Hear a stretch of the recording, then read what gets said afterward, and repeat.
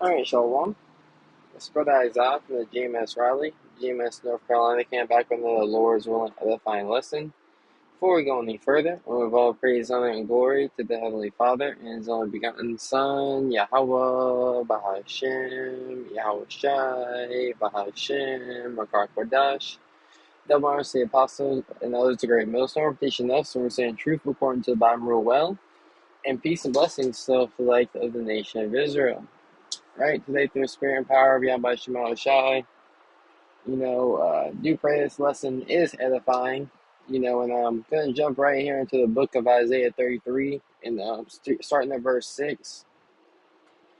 It says, "In wisdom and knowledge," right? "In wisdom and knowledge shall be the stability of thy times," right? And what is this wisdom and knowledge talking about? It's speaking about the wisdom and knowledge, of the Holy Scriptures. Jump to the book of Jeremiah 3 and 15, "And I will give you pastors," right? A pastor is a spiritual guide, one to guide the sheep, and are we not, Yahweh Shai's sheep, and did not Yahweh Shai set up men and command them to feed the sheep? It says, "And I will give you pastors according to my heart, which shall feed you with knowledge and understanding," right? So you have men feeding you with the knowledge of Yahweh Shema Shai, the understanding of the prophecies of Yahweh Shema Shai. You see? And those men, are the apostles and the elders of Great Millstone.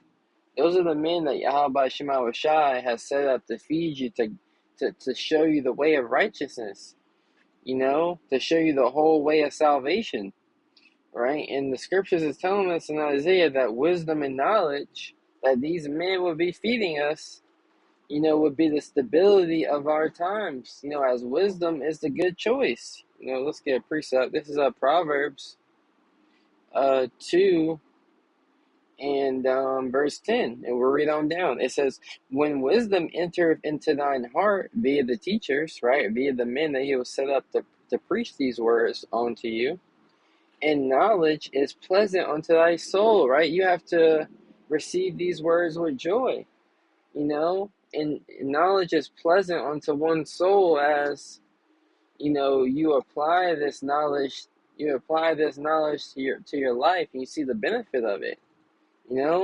Things don't have benefit until you really start using it, really start applying it. "Discretion shall preserve thee," right? And that's what wisdom teaches us. Wisdom teaches us the discretion, the good choice. Wisdom teaches us what is good and what is evil. The level of discernment that you must gain, as the fight gets harder and harder, you must know what's really evil for yourself, right? But discretion, right? Knowing what to do in the face of temptation, right? Because the hour of temptation, that's the times that Isaiah 33 and 6 is talking about.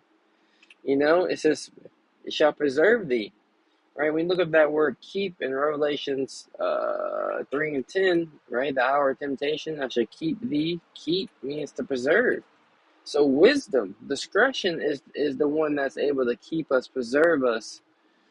That's what the Lord has given us. And this ain't no small understanding. This isn't a light thing that we've been given. We've been given that the rest of the world, something that the rest of the world is not privy to. Look how they're conducting themselves. They're not conducting themselves in wisdom and knowledge.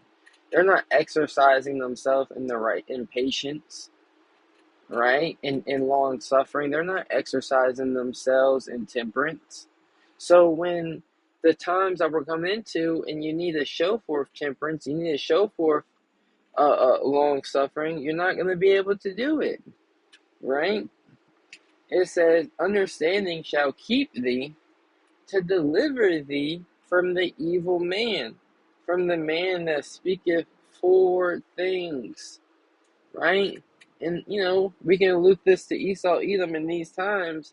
This man is speaking evil things in the earth, as he is boasting, his pseudoscience, and his false knowledge as the pinnacle of understanding, the pinnacle of how one ought to live their life, and many are wondering, it tells us in Revelation 13, those who are not written in the Lamb's book of life wondered after the beast, wondered after his ways, aimlessly. But wisdom and knowledge teaches us and shows us, what we ought to do. So let's go back to Isaiah, right? This is Isaiah chapter 33, verse 6. It says, "And wisdom and knowledge shall be the stability of thy times," right? When you look at this word stability, it's like firmness, right? When you ultimately look at it, it goes into your faith. So your faith in the promises of Yahweh Shema Shai, your faith in these prophecies, the faith in knowing that, the trust that you gain serving Yahweh Shema Shai, the trust that in the faith that you have to be like, all right, if I show forth temperance, if I actually live by what these scriptures are telling us to do, there's a great reward. And that's what's going to keep you on the path to keep moving forward. That's what's going to keep you on the path of innocency. Because the elect in the eyes of Yahweh Shema Shai are innocent. And there's no charge.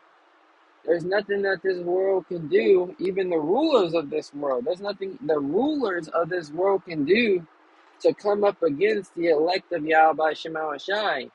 Right? And we should count ourselves happy. We should count ourselves blessed. Isaiah 33:6, "And wisdom and knowledge should be the stability of thy times, and strength of salvation. The fear of the Lord is his treasure." Right? This knowledge is the power of our salvation. That's the strength. The strength lies in this knowledge. The strength lies in the book. And not only in the book, but the proper understanding of the book. As the simple fact that Jake knows their Yasharallah, has Jake moving, a little differently. Jake that finds out that they're Israelite, they not like your average 2/3 nigga, robbing, looting, and stealing. Yeah, they, change their life around, ever so slightly.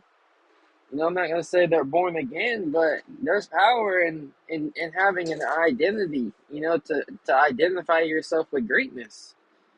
And we are identifying ourselves as the sons of God. And not only we are identifying ourselves as the sons of God, we see there's an order, there's a way that we're following that brings much benefit, in us being the sons of God. It says, the fear of the Lord is his treasure, right? The fear of Yahweh Shema Shai is our treasure, right? That's what we deem as valuable, and that's what we're adding to. You have a savings account. You might just have a checking account. You're trying to put more money in there, get more money up. That's your treasure. Well, in these days, for the elect, our treasure, our savings account, what we're trying to check and make sure it's constantly growing, right, is our fear in the Lord, our obedience to Yahweh Shema Shai, because we understand that obedience is the way of salvation, right? Those who obey the Lord, those who don't let these earthly, whatever it may be, whatever it is that you're going through, those that don't let these earthly, situations and scenarios get in your way, those are going to be the ones that overcome in the end, right? So, Lord's willing, I pray that you were edified through the spirit and power of Yahweh Shema Shai. Before we close out, give all praise, honor, and glory to the Heavenly Father and His only begotten Son, Yahweh, Bahashem, Yahweh Shai, Bahashem, Rakar Kodash. The one the apostle knows the great millstone, teaching us when we say the truth according to Bible well. And peace and blessings will flood to the nation of Israel. Next time we say Shalom.